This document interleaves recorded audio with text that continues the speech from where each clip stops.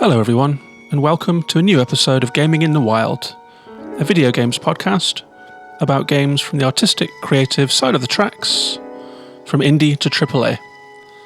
My name's John, I'm your host, and this week it's a special episode. It's episode 100 of Gaming in the Wild.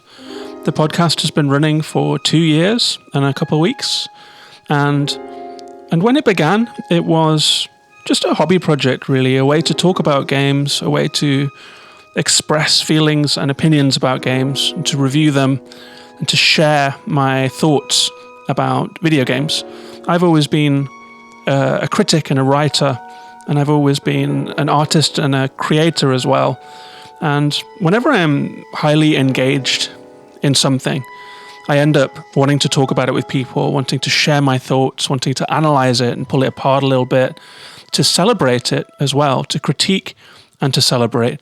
And so this podcast was really an expression of that will, directed towards the art form and the cultural medium and the entertainment format of video games. And video games are rather all of those things. It can be just pure entertainment. You know, it can be Space Invaders. It can be a cultural medium like cinema. You know, if you look at the things like the Life is Strange games and games that really push in that direction fully, you can see that it's a pop cultural medium. And it can be an art form. There are games that really push in the art direction, like the Kentucky Route Zeros of this world. I consider that game to be a monolithic achievement that really shows the potential of games as an art form. And I like games in all of those directions, you know, and there are more directions that I haven't mentioned as well. These are just, I'm just speaking contemporaneously here.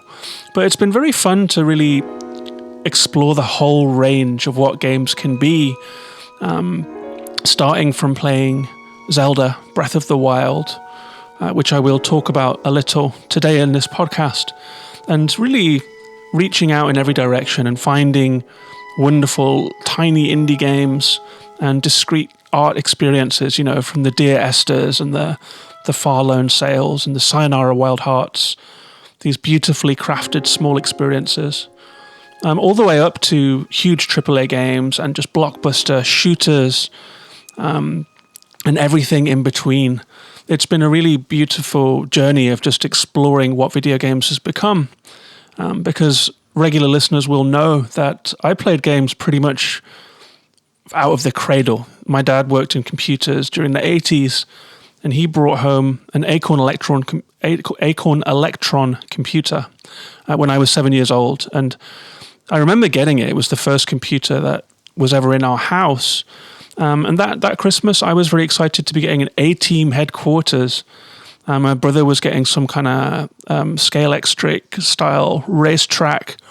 And we were playing with our toys. I was putting together my A-Team headquarters and had all my He-Man figures and my Transformers. And we were all just like going nuts on the living room floor at like 5 a.m, the way that kids do at Christmas, or at least did in my house.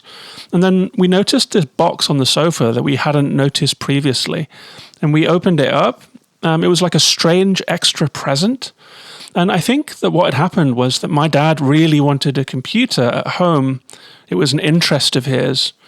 He was working in early iterations of the internet, like remote access stuff and security and quality and that kind of thing.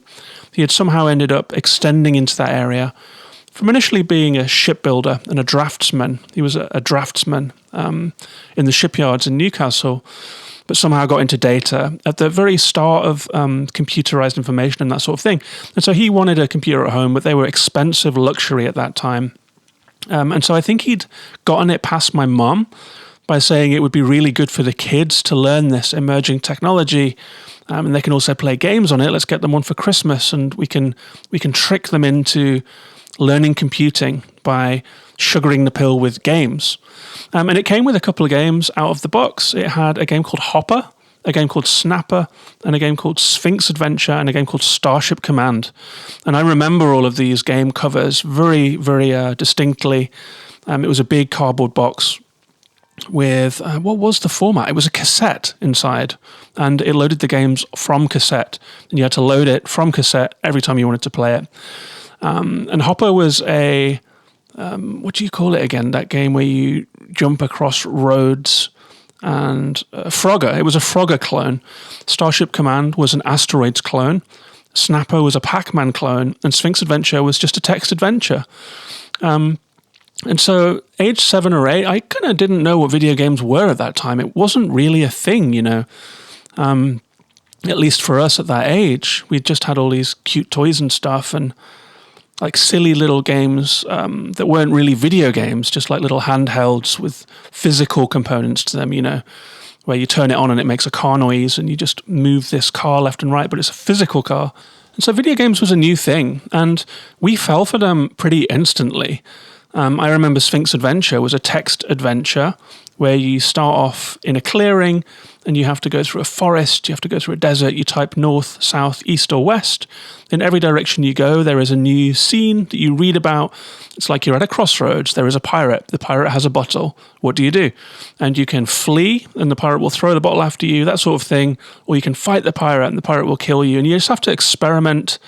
But it was very complicated, and so we ended up taking a huge roll of wallpaper and rolling it out on the floor of the living room and making a map of the game. And I remember it so well. We had like a little pencil, and we had a set square to draw lines between everything. And as a family, we made a huge map of this game. And we never completed it. We did get to the Sphinx, and we realized that you had to roll out a carpet and kneel. And we kept trying. It took a long time to get to the Sphinx, but we did it again and again and again. And we never finished that game.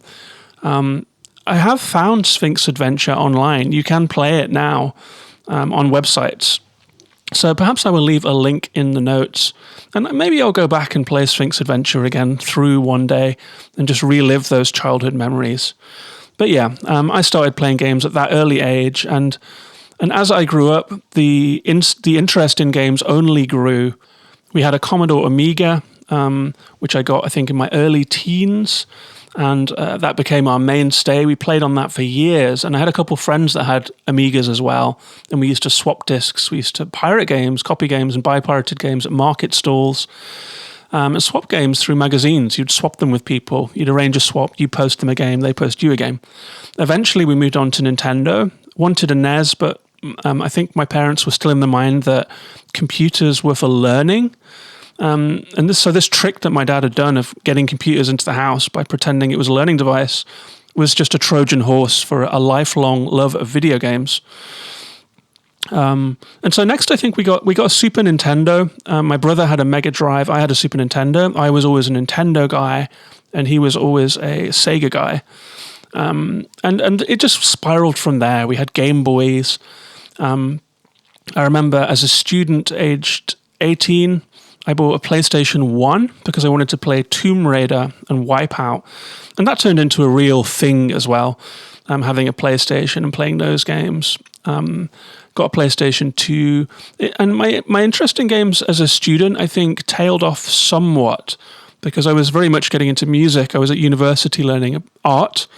And so there was a lot of partying. There was a lot of smoking of various kinds. There was a lot of... but wait a second. I think I do remember that we played games. I lived in a house with 4 other boys. It was just an absolute tip of a house with not a clean dish to be seen, and trash everywhere. We were just terrible. We were just off the leash, living free young students. But we used to play international superstar soccer, and we would have round-robin tournaments where we would play against each other. And so we were playing games throughout that time, and I was playing games throughout that time. And eventually I moved down to London after my degree to pursue an art career and just to be a part of a bigger scene, a music scene and an art scene.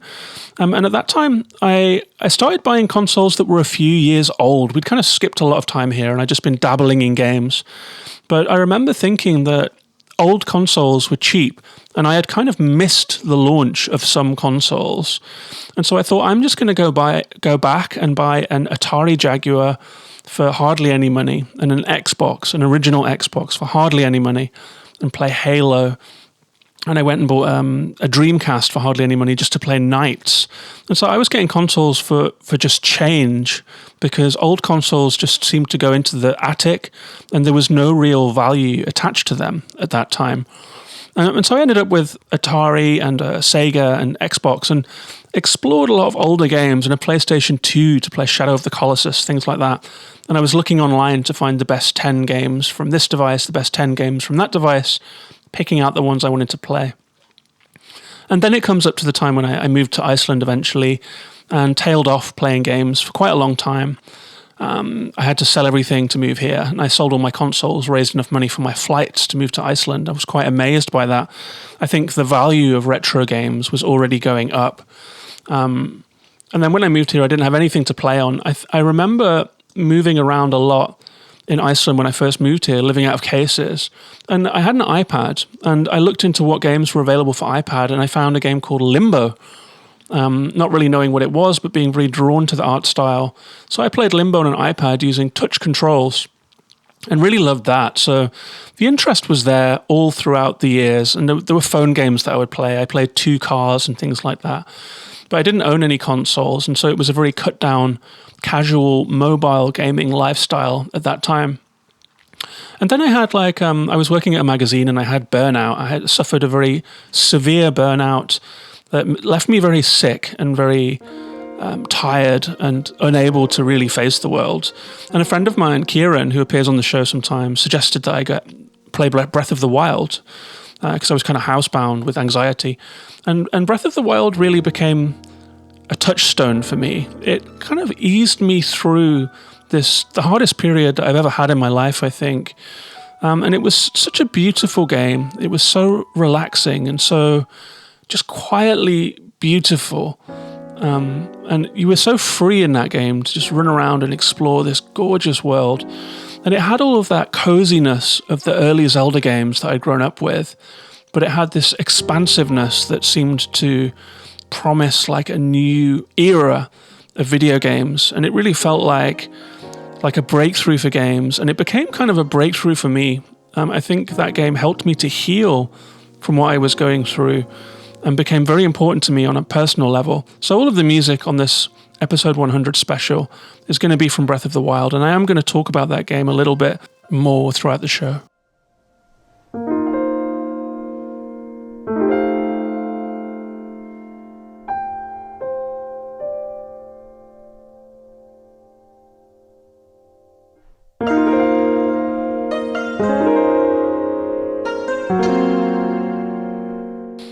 I'm also going to answer questions from patrons and from listeners on Twitter. I've been asking people if they have any questions for me, and I have a lot of very fun questions about gaming, about life in Iceland, about my gaming past, about my favorite games, about how the podcast has changed my experience of gaming, and all of these different interesting questions, and a few about living in Iceland, that sort of thing. So I've decided that for this episode 100 special, I'm going to answer all of those questions, and I'm just going to talk generally about what I've been playing and the usual podcast chat, but it's really going to be an episode focused on listener questions. It's been a very fun process making this podcast. I've really enjoyed doing it. I enjoy doing it every week. And so I'm looking forward to answering some questions and to just talking more generally than usual to you all. So I hope you enjoy the episode. But before I do those questions, I will mention that this show is patron supported. So if you've been listening for a while, or if you've stumbled onto this episode somehow, and this is your first one, I would like to tell you that you can support this show via Patreon for $1, $3, or $5, pounds, or euros a month. You can do that at patreon.com/gaminginthewild. There is a great little community that has grown around the show that is really one of my favorite things about doing it. We all talk on Discord every day. We all follow each other on Twitter and interact there. And every new patron gets an invite to that Discord community. They also get some extra episodes. There is a little bank of extra episodes about music, about video game music, about all kinds of off-topic things. And I do those a couple times a year, so my patrons get a little extra episode now and then. I also do occasional sale recommendations. If there's a particularly big sale, I'll comb through all of the games that are on sale and make a few recommendations of things that have been covered on the show. And I really appreciate all my patrons. It really helps to to show me that people out there kind of enjoy the podcast and appreciate what I'm doing. So if you would like to become a patron and join the show's community, episode 100 is a great time to do that. And you can do so at patreon.com/gaminginthewild. And I'll put a link in the show notes that you can just touch or tap or click to go there if that's something that you're interested in doing. And with all of that said, let's move on to this Q&A episode 100 special. And I hope you enjoy it.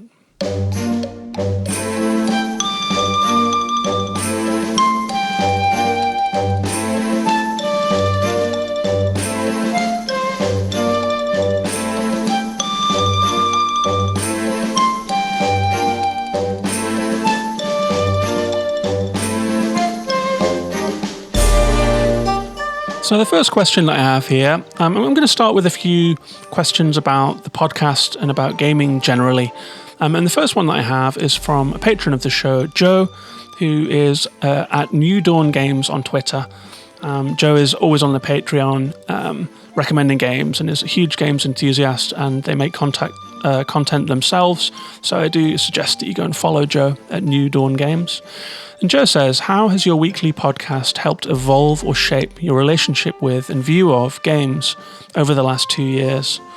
It's an interesting one, actually, because doing the podcast does require me to be playing an awful lot, actually. And as I was saying in that intro, when I first started doing the show, I wasn't working. I was getting government sick leave and union help because I was too sick to work. And so I had all the time in the world to play games. And so I was just feasting on games. It was kind of my safe space, where the only thing that would get me out of the anxiety that I was feeling, really.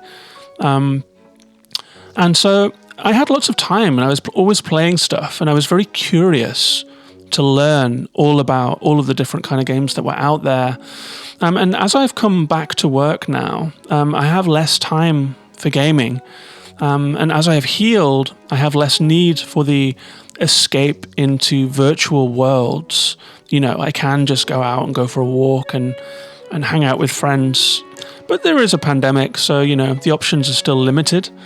But it does mean that I've had less time with games.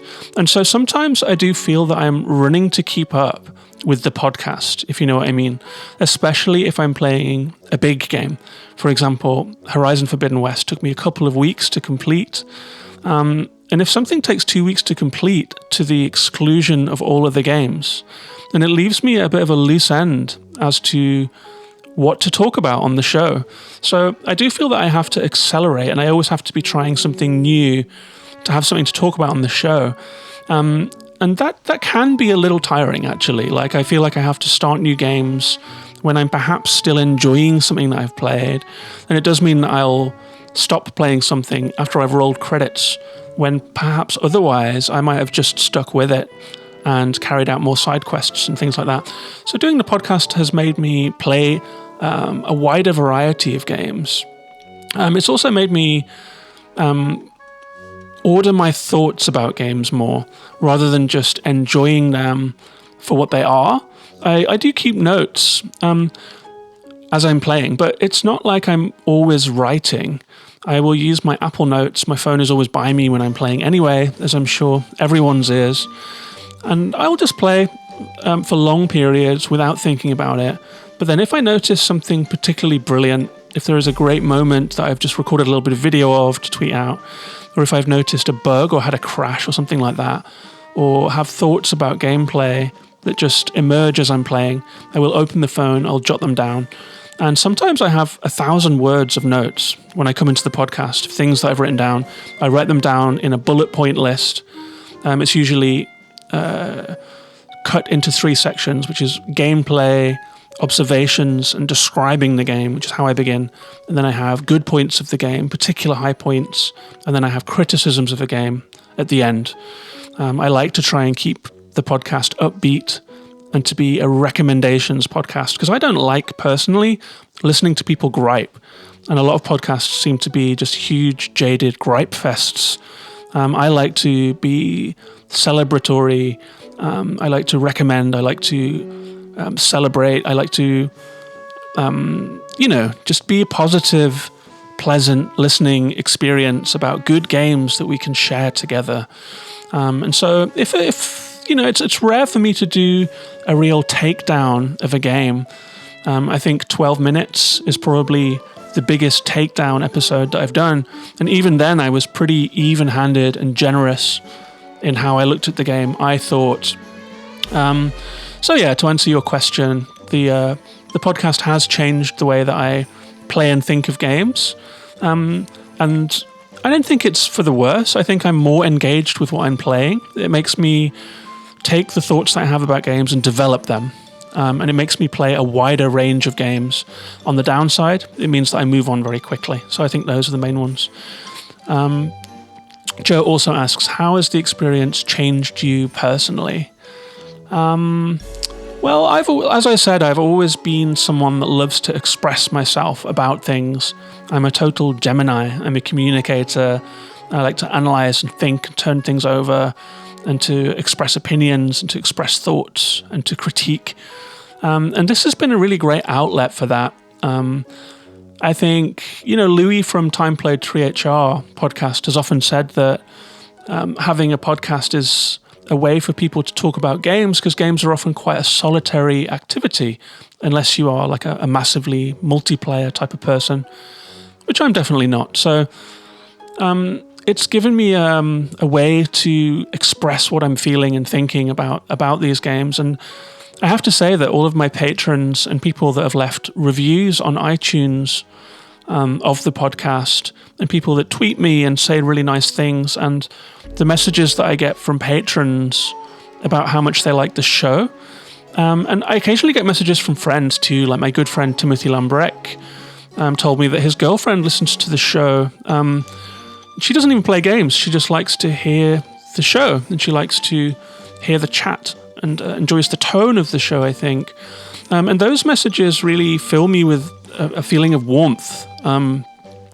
So I would say that it's given me confidence doing the show, and it's been a very valuable outlet for me as a journalist and a communicator who was unable to write for 2 years because I was ill. It gave me that window to look out of, and it gave me a way to speak outwards. And when that was met with like a complimentary warmth that people expressed towards me in the show, that really filled me with like a really valuable feeling of worth that I kind of needed at that time. Joe's final question is, has some of the magic of games waned as a result of having to put your critic's hat on whenever you play them? I would say no, definitely not. My love for my experience of games is just as keenly felt as it was before I did the show. In actual fact, I think that the process of analyzing a game deepens my relationship with it. I think a lot of people have opinions about games as they're playing them, but if you write them down and voice them, it really makes you get your shit in order. And that deepens my relationship with the game and my understanding of it. So the magic of games is still there for me. I very rarely felt burnt out on games. I'm always just hungry for the next thing and excited for the next thing. It's very rare for me to not feel that magic, actually, and curiosity. The next questions are from Narita Boy, who is a patron of the show and very active on the show's Discord and a lovely, positive presence. So thank you to Narita Boy for always being on the Discord and for being such a nice presence in the show's community. Narita Boy says, what are your top 5 Gaming in the Wild podcasts by number of listeners? So I'm now going to open the Anchor app and look at my analytics. The 5th most listened to podcast is Games of the Year 2021 with Brad Galloway. Guest episodes are really popular, and Games of the Year episodes are the most popular episodes. 3 of the top 5 are Games of the Year episodes. I love doing Games of the Year episodes myself. I love listing and comparing, and I love the horse race of what will be the best game. And I love it because it's, as I've said, celebrating games is something that I enjoy doing. And so Games of the Year is the best time to celebrate games. It's like a fireworks display of enthusiasm for the year that was. And that's why I make so many Games of the Year episodes and why I have so many guests on, because I just want to hear their enthusiasm and their love for games and to learn what they loved in the year that was. So it's no surprise to me that Brad Brad's guest episode is number 5. Brad is a great personality who does the So Video Games podcast with Carlos Rodella, who is another great personality who I would love to have on the show sometime. Just waiting for the right time to invite Carlos on. And so it's no surprise to me that one's there. That was a really great chat with Brad. It was a pleasure to have him on. Number 4 is a new entry. It is EldenRing, which is also no surprise to me. EldenRing has just been shooting up and up with so many listens. It's a real pleasure to see people responding to that one.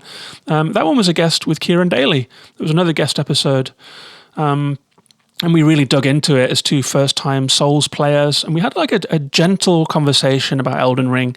There is a lot of heated discourse online and a lot of... actually, the Souls community is really lovely and welcoming and helpful. But there is that toxic strain of gamers out there too that say, if you're using spirit summons, then you're not a real player.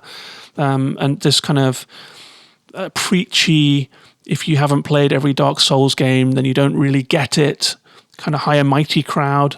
But for the most part, people out there are really lovely. And I think that me and Kieran's conversation about Elden Ring is like a safe space for Soulsy beginners who are enjoying Elden Ring. And we dig into it. We have a fresh view on the Souls formula. We're not neck deep in all of the ins and outs of the menus and systems. And so we have a fresh take. And I think that a fresh take on an old genre is always valuable. You don't have to be a veteran, super experienced Souls player to have a valid opinion. And so I think that our podcast was a fresh take, and I'm glad that people enjoyed it. Number 3 is Games of the Year 2020 with Louis from Time Played 3HR. Absolutely love having Louis on the show. Louis is such a lovely, gentle person with such nice thoughts about games. I love Louis's take on games, the way that Louis plays and the way that Louis examines games and chooses what to play. A real student of and a watcher and an enthusiast of video games, and with a very set of interests like driving games and driving-based story games and stuff like that. Big fan of Time Played 3HR, so again, no surprise to see that one here. Number 2 was the most popular one for a long time. It's Disco Elysium. I can understand why Disco Elysium is there. It's the only one in the top 5 that is a solo podcast, which should tell me something, I suppose. I do like doing the show solo because it's just so easy to rock up with my notes and speak. But Disco Elysium is the kind of game that you need to talk about it. It's like I need to talk about this game after I've played it. There is so much going on. It's like the credits roll and you are just left mind blown and reeling. And there are some games like that. Disco Elysium, Outer Wilds, Kentucky Route Zero. Those were all in the top 5 until these Games of the Year struck them out. But Disco Elysium is something that people are that episode's still ticking up with listeners. And I can understand why. I listened to 10 podcasts after I finished that game about the game just to hear people talking about it, analyzing it, thinking about it, expressing their feelings about it and their theories about it.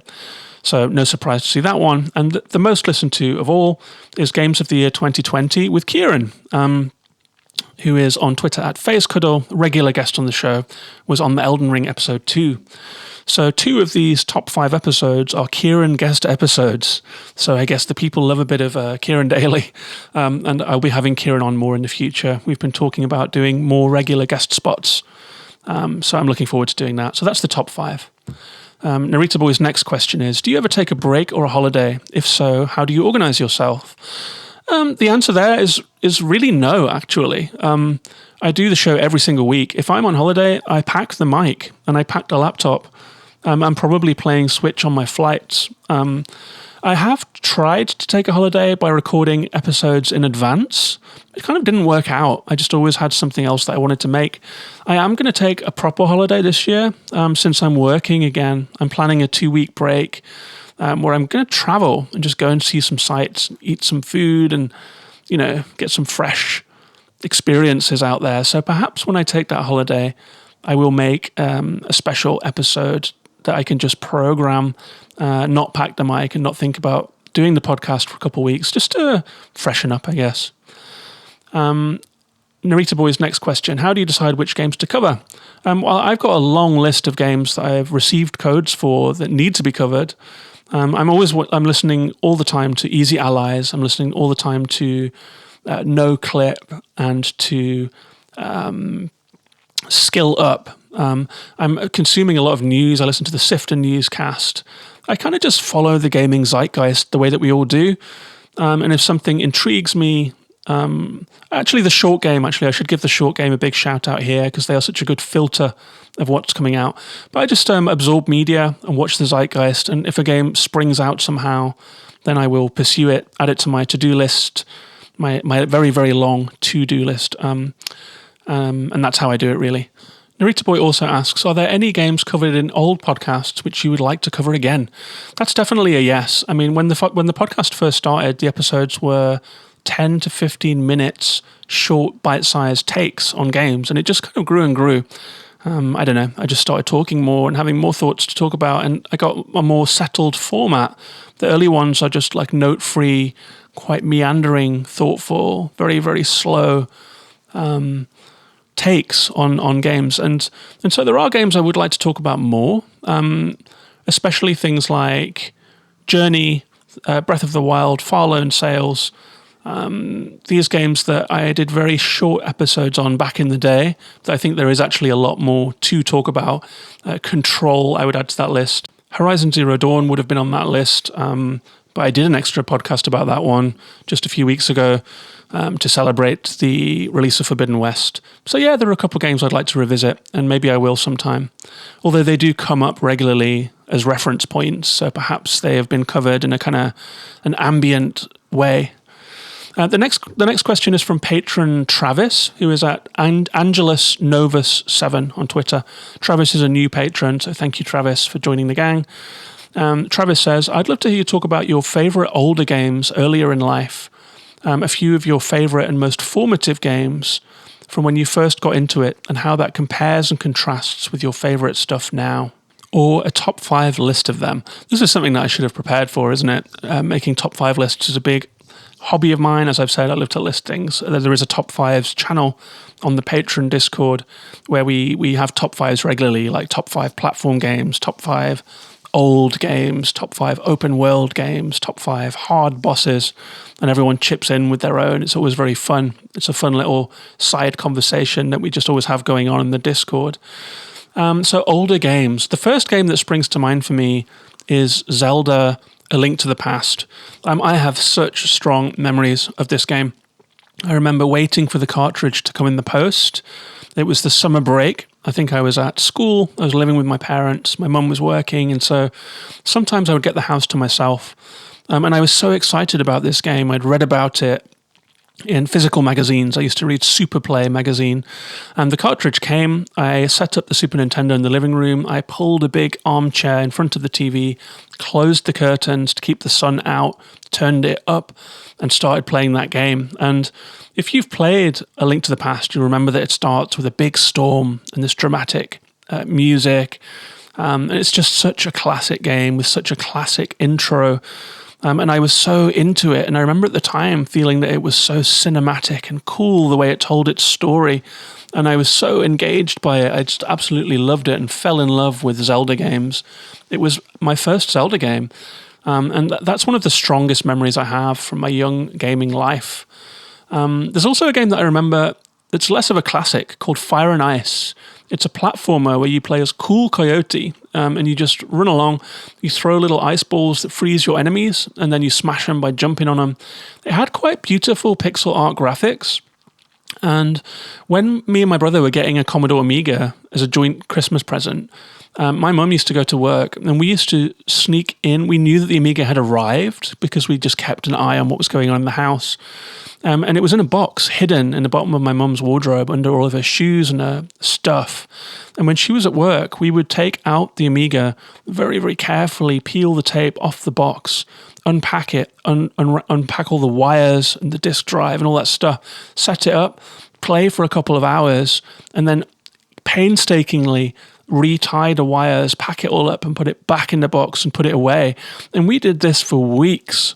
It was so exciting. We just couldn't wait, and we knew that the Amiga was right there. And so we used to play Fire and Ice and try and get further through it, and then pack up like an hour before my mum was due to get home just to be safe because we didn't want to get caught. We never were caught. We totally got away with that one of playing with our Christmas present way before we were supposed to. But we were still very excited when it was time to finally open it. So Fire and Ice was a big one. I would say Mario Kart and Mario World are both very big ones too. Me and my brother used to play multiplayer Mario Kart as kids, just constantly. We put so many hours into Mario Kart. What else? Super Metroid too. I mean, these are all Nintendo games, which I think probably tells you something. I've loved Nintendo my whole life. Just the way that they design games, they're so perfect. They're so... there's never a bug. There's nothing broken. Everything works. Everything's just how it's supposed to be. They are pristine. They are filled with joy. They are joyful games. The people who make them clearly love games, and I feel that love just pours through, and that's why players respond to them and love them back. Nintendo is just such a joyful game maker, a real crafts. A mastery. The mastery of the craft of making games that Nintendo has is just absolute. I will always be a big Nintendo fan, and so a lot of my old early gaming loves are that. I mean, there are lots more I could talk about. Speedball 2, I played constantly. Brutal Deluxe, like a futuristic cyberpunk sports game, a little bit like the film Salute of the Jugger, if you've seen that, the sci-fi sports movie, or Rollerball, I think it's called. It had James Caan in it. Sensible Soccer. I used to love football games when I was a kid. I used to love driving games. I remember V-Rally. I remember playing the original Gran Turismo. The original Tomb Raider was very big for me. So, there's a big list of games that I think of very fondly. There are strategy games. I played a lot of SimCity, Megalomania. There was a game called Deuteros that I think about very fondly, where you had to build a kind of industrial complex throughout a solar system and try and prepare for an alien invasion. I never got past the alien invasion. It always wiped me out, but I played it and played it and played it. There's a long list of games that I love from back then. And how that compares and contrasts to my favorites now? Well, games have developed so much that the games, it's kind of hard to make a top 5 games ever because old games are like a different medium in so many ways. What games can be has expanded so far, and especially with the advent of indie games. I was thinking the other day that all games were indie games back in the day, really. When I talk about Sensible Soccer, Speedball 2, Cannon Fodder, all the Sensible Software games, and things like the Peter Molyneux games, these were indie games, These were people... There's some great documentaries about the advent of video games and these people that were putting together code and making things work without really any reference points to work from. They were inventing conventions. And so all games were indie games back then. There were very few people that could do it to the standard of releasing commercial games. And so I guess the first ever wave of video games were indie products, But the re-emergence of independent games has really diversified what's being made. The medium has grown up. The people that grew up with those Nintendo games are now adults, and they're making games about adult concerns. And so I'm very interested in that. I'm very interested in the way that games have grown up. The kind of emotional experiences that are on offer now are very different to what was being made back then, which was all fantasy, sci-fi, like appealing to teens. There wasn't anything really grown up happening back then, or at least not that was in my range. I've got 4 more questions. I've got a couple about life in Iceland, and I've got one final question that I think is a really good one about video games. So I'll be right back with those.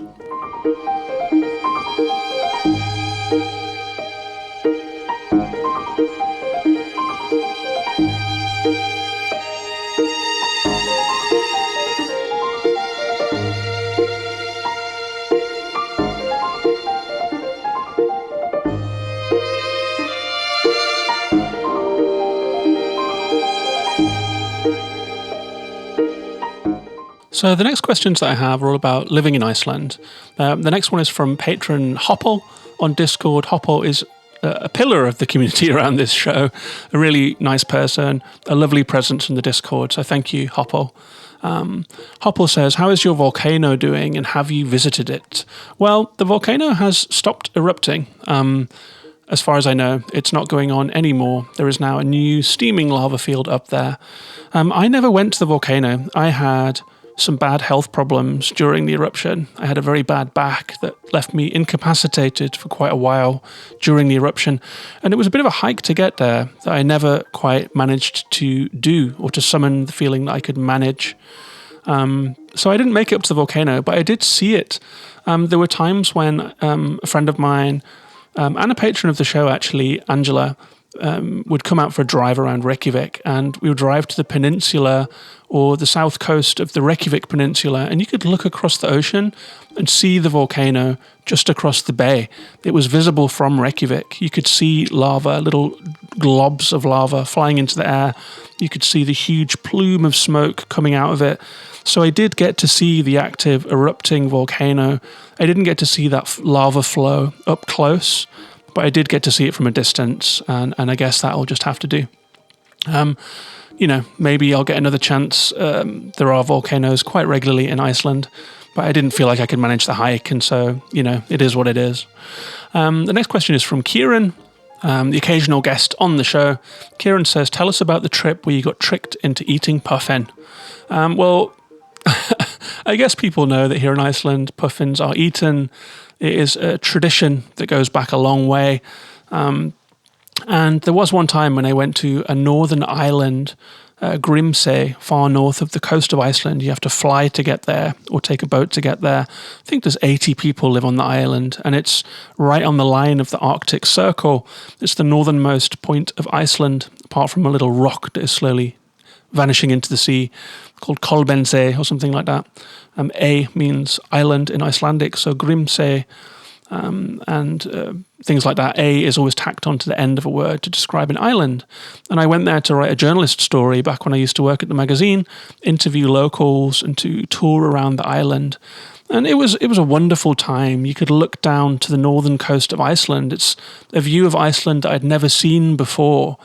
It's a part of Iceland where very few people go. And Iceland is a very beautiful country, I don't know if people know much about it, but there's like a flat shelf of land around the edge of the island. That's where people really live. And the center of the island is very mountainous, and there is a high desert. It's Europe's biggest desert, I believe, that covers the center of Iceland. It's just an expanse of black gravel mountains. There's snow up there all year round. In the winter, it is completely impassable unless you're on a snowmobile and you have guides and a careful view of the weather and all that kind of thing. And around the coastline of Iceland, you can see the mountains leading up to the highlands. And there are various glaciers dotted around the country that pour down from the heights down to ground level. And you can see these vertical ice sheets just tumbling down to ground level, terminating in glacial water lakes. The mountains themselves are just spectacular. They are scored and textured, and they catch the light beautifully. The light here in Iceland is beautiful. It's very dark in winter, and it's always light in summer. And so it's a very dramatic, tumultuous place where nature feels very huge and people feel very small. And there aren't that many people that live in this country, There's just a couple 100,000 people that live here in Iceland. And so it's very sparsely populated. And when you're out on the road, you get like an immense sense of freedom, and that you are immersed in nature, and it's just coming at you. The weather is so violent and changeable and dynamic. The clouds coming off the sea and rain sweeping across the bay. You can see these huge wash plains where water pours down from the glaciers and has just wiped out everything. When there have been subglacial eruptions, the meltwater floods have just wiped out huge parts of the south coast into these wide, smudgy black bays threaded with rivers that are just silver and shine in the light. I absolutely adore the nature of Iceland. It's one of the reasons that I moved here. There is a sense of being far away from big city life and from international concerns. Iceland is like a little snow globe. It's like a peaceful bubble. And it's part of what I love about living here. And so my old job as a travel writer and as the editor of a local magazine gave me an excuse to travel to all the corners of Iceland. I wrote a lot of stories. I wrote thousands and thousands and thousands of words about Iceland. I do intend to try and publish that work as a collection sometime, re-edit it, and perhaps do a book of my experiences of Iceland. I have been in talks with people about getting that done, but it's just like an onwards rolling process. But one of those stories was to go to the northern island of Grimsey, and I had a host there who was a really lovely woman, and she invited us for dinner at her house. And as it was a special dinner, she had brought out the puffin that she'd had frozen. That was the last of the last season's puffins. And people hunt puffins in Iceland, but it's a heritage thing. It's not an industry anymore. It's just that back in the day, people struggled to eat here and live here because it's such a hostile, barren country. There was very few things to eat, so you had to try everything. That's why there is saltfish. You had to preserve it through the winter, and disgusting preserved shark, and people eat puffin. And so they catch a few a year. They don't threaten puffin populations, and as it turns out, she served up this huge steaming cauldron, well, like a big pan of puffin, and you would pick out the bone with your fingers, a little bit like eating frog's legs or chicken wings, and then you would just bite the morsel of meat off the bone and then throw the bone to one side. And it turned out that I think halfway through the meal, I said to her, like, how many, like, what part of the puffin is this? And she said, that's all of the meat from one puffin. So every time I'd been picking up a little bone, eating a morsel and throwing the bone to one side, it was a whole puffin I'd been eating. And to my shame and horror, I realized that I must have eaten 8 birds, or like the tiny amount of meat that you get from 8 different puffins. And they are very beautiful birds. And I'm sure that there are people listening to this that are kind of shocked by this. I don't know how to explain it. It's just a weird Icelandic food thing. So yeah, I feasted on puffin meat. I'm not proud of it. I love puffins. I've loved them since I was a kid. But yeah, that happened. The next question I have is from @SplashDamageBro on Twitter, who says, we'd love to know, of all of the Viking and Iceland content out there currently, has any of it come across particularly poorly or rubbed you the wrong way? Well, I'm not native Icelandic. I'm English, and so I don't have an Icelander's perspective on it. I would say that the Icelanders' relationship to Viking stuff is kind of blurry, It's not exactly clear who was here. I mean, I think that the Viking history is spread out across Iceland, Norway, Denmark. All of the Nordic countries have their own take on the Viking history. We do know that Vikings were here. You can go and see a replica Viking ship here. There are various like axe heads that you can see in the National Museum. People are kind of vaguely proud of it. Some people, the Viking history, like when Iceland was doing this kind of massive financial spread and growth that ended very badly with the collapse of the Icelandic economy. People used to call them like the financial Vikings, the outvasion of finance. They would call themselves Vikings. And, the national football team does the Viking clap. I don't know. So there is like a thread of Iceland that connects to that spirit of like indomitable will that the Vikings had. But the Vikings were also completely brutal, murderous people who did a lot of very bad things and just went around massacring monasteries full of people. And so, there's been a kind of a redressing of how people look at and think about Viking history. It's not entirely proud. They were brutal. They were brutal pagans, blood sacrifices, all of that stuff, just real nutcases. But there is a certain vividness to Viking history. There's a vividness to the Ásatrú religion, which still exists here, worshipping the Norse gods, even if it's not fully earnest in some ways for a lot of people and more of an interest. There is a huge interest in Ásatrú. There are some true Ásatrú believers out there as well. In terms of media, I don't really know what to say, actually. I mean, the Vikings show told the history of Ragnar Lothbrok pretty well, I thought. So I'm not really sure. I'm not really sure how to answer that one as a non-Icelander. I don't think it's my place to be rubbed up the wrong way by it. It's not my history, really. And the final question I have here is from a patron called Eric. Eric is a recent patron, and I'd like to thank Eric for taking the plunge and becoming a patron. I really appreciate that gesture, even if it's just $1 a month or something like that. Just the gesture of someone who's willing to do that and to engage with the show, it means a lot to me. So thank you, Eric, for being a patron. And Eric says, what are the most profound moments you've had in gaming? That's a great question. I've been thinking about it. I haven't written anything down here, so I'm just going to speak quite broadly about it. I would say that the first thing that springs to mind is, of course, Breath of the Wild. There were moments playing that game that are so vivid to me. I think I used to play it for hours and hours every day and just escape into the screen, escape into that natural world. There are moments like galloping along the south coast of this Hyrule vision where Lurelin village is. There are some high mountains there.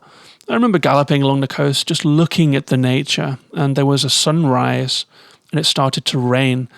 And so the rain was pouring down, the sound of the rain splashing on the ground, pink light catching the wet stones, and just feeling this like awe. I felt a little bit of awe playing that game sometimes that I haven't felt in any other game, or at least not quite in the same way.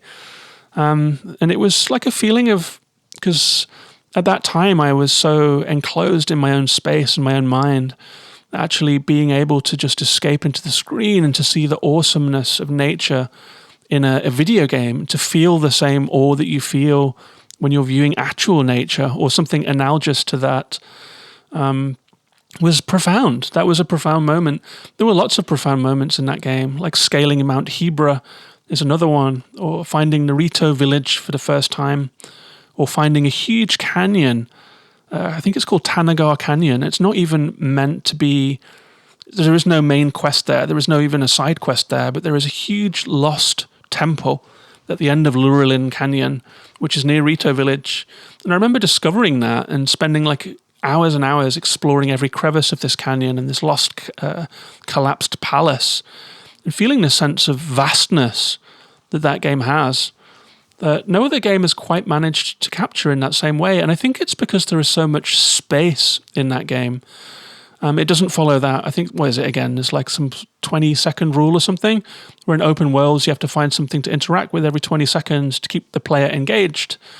Breath of the Wild completely eschews that rule, does its own thing, vast expanses of nature. And it got criticized sometimes by gamers who accuse the game of being empty. I actually think that the emptiness of the game is one of its strengths. The fact that there are Koroks peppered through the landscape means that as you are riding through the nature, just looking and experiencing it, you might catch something might catch your eye, like a spire or a flagpole or a strange-looking little copse of trees. And when you go over to them, you know there's something there. And so you're kind of scouting around, pulling up boulders, climbing up trees to see if there's a bird's nest there or a Korok hiding somewhere. And so you have these moments of curiosity, but you have these vast distances between. And I think the stamina system, which is also something that Breath of the Wild gets criticized for, is good, because it means that it feels like a struggle to climb. You're never sure if you can make it. There's always this kind of can I, can't I feeling. And you kind of scale your way up mountains slowly and methodically, and it feels like a struggle. They did so well with the free climbing in that game. It just blew my mind. Like being able to just cover this entire world, see something and go to it, climb to every mountaintop. And at every mountaintop there is something for you, whether it's a sword in a stone or some Koroks or a special item or a treasure chest. There is a little reward there. And then you just stand and look out across the landscape and feel a sense of achievement. And that kind of gameplay is wonderful to me. I think Sable came somewhere close with its free climbing and its open world. But really Breath of the Wild is very special and profound. I would also say that Kentucky Route Zero enters that space for different reasons. It's a very slow game. It's a very heavy game. It feels sluggish. It all happens at night. It's dark, it's subtle, it's slow. The dialogue is strange. The map is strange. But there is so much in that game. There is so much content.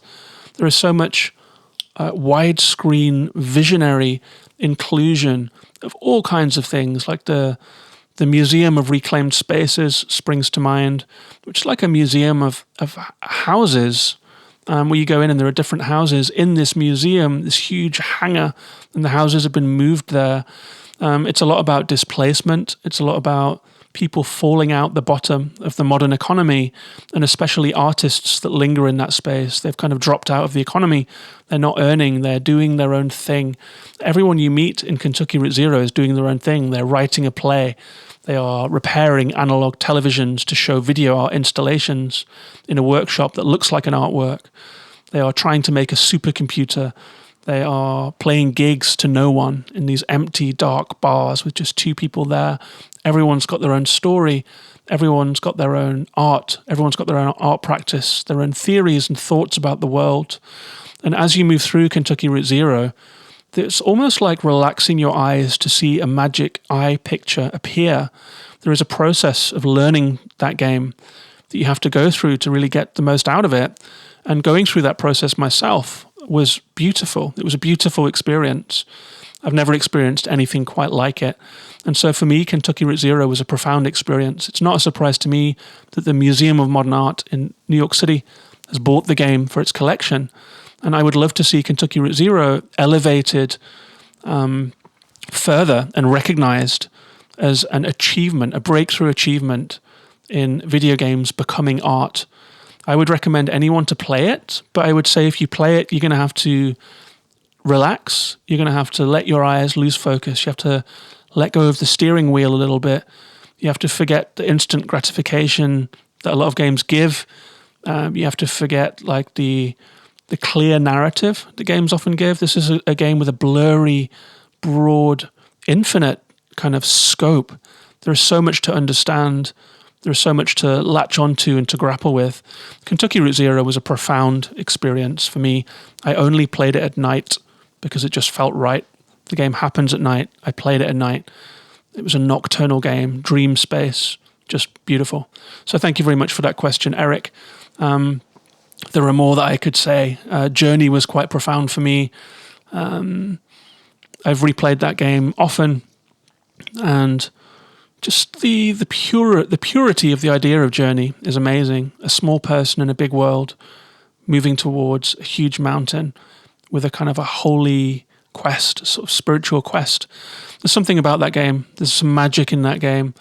And I think that the Giant Squid Studio and that game company, the sister companies really, I believe that Giant Squid is an offshoot of some people that worked on Journey who then went on to make Abzu and the Pathless. That game company unfortunately moved into the massively online space with the new game that they have. What's it called again? Sky, Children of Light, which I haven't connected with. But Pathless, Abzu, Journey, these games are magic. They really are. There's something about the light touch, wordlessness of them. They are visual, they are immersive, they're meant to make you happy. They're meant to give you an experience and a feeling, and they really do convey that feeling. So Pathless had some very intense emotional moments for me. I really felt like that game went places in the way that it thinks about nature, people, conflict, ideology. It's just beautiful. I would also say that, I'm going down like a list here of favorites.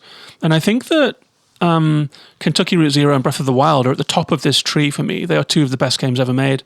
But, as we go down the list, The Last of Us Part 2 had a profound emotional impact on me because of the violence and brutality of the story.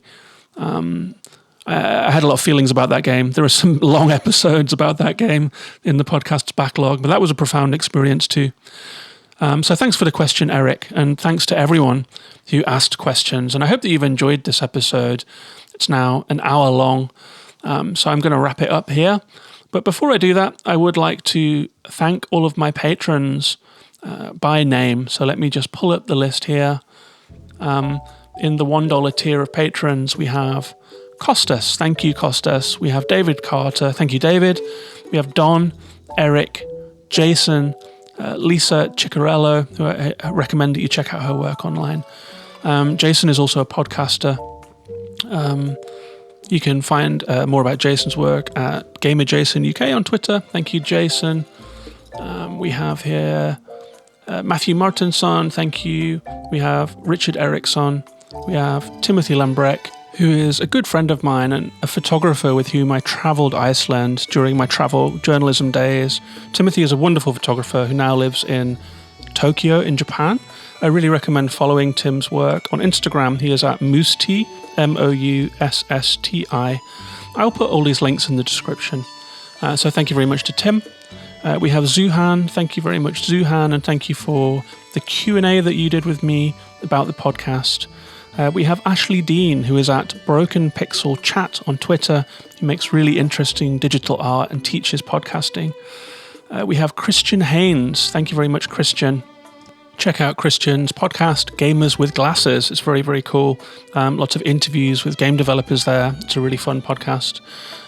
Thank you to Grant. Thank you to Jazz. Thank you to Curls Burgers. I really recommend that you follow Curls Burgers channel on YouTube. Curls Burgers, Kerls Burgers. Really fun streamer.